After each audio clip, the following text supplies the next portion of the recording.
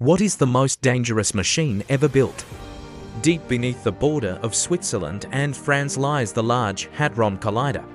It is a machine so powerful it can smash particles together at near the speed of light, exploring the very fabric of our reality. But with such immense power comes immense fear.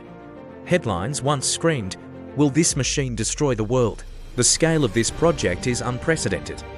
Above ground, the peaceful countryside of Switzerland and France hides a massive secret.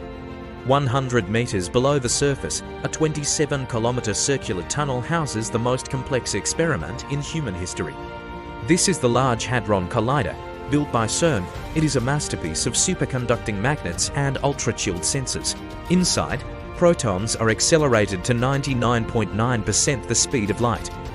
They whiz around the ring thousands of times per second.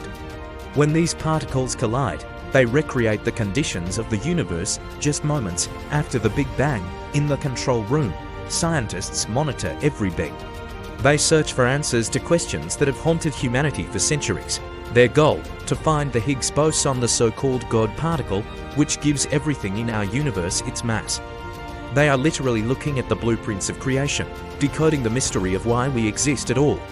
But when the collider was first activated, some feared it could create microscopic black holes that would swallow the Earth.